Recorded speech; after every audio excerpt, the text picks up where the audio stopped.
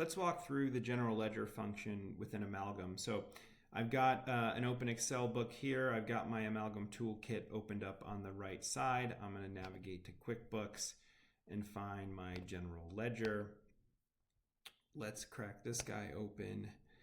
So it'll create this template right here for us, and then we'll be able to sort and filter and look at all the different things that we'll be able to pull from our general ledger. So our template's now loaded. Over to the left here, we can select specific dates. Let's say I want the first quarter of 2024. I can do that if I can type the date in correctly. And then I can select accrual.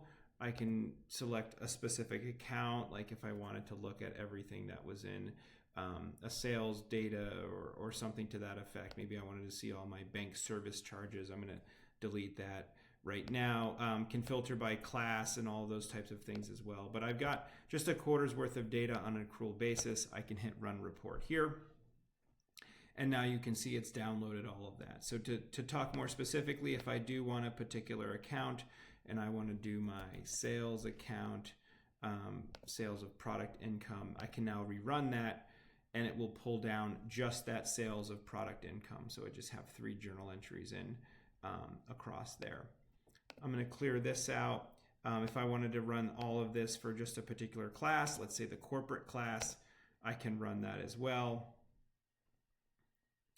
There you see. Now you see just a handful of transactions that all fit within that. Now, what's interesting here is I've got corporate as filter, but I don't actually see corporate as one of the columns. So I can add extra columns. Say here I want to say my actual class. I want to show that in each one. I'm going to rerun this report. It'll add a column for class, and you can see all of those are captured as corporate.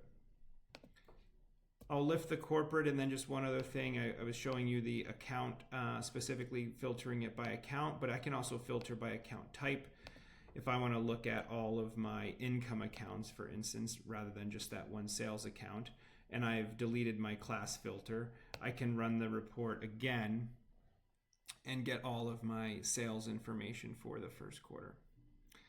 And then last little thing that I like to show is just these header rows, or something I find annoying, these header and total rows. Sometimes I like just a flattened file.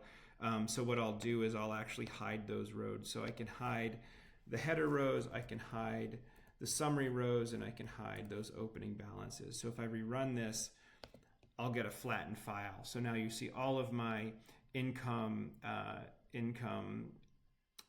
transactions.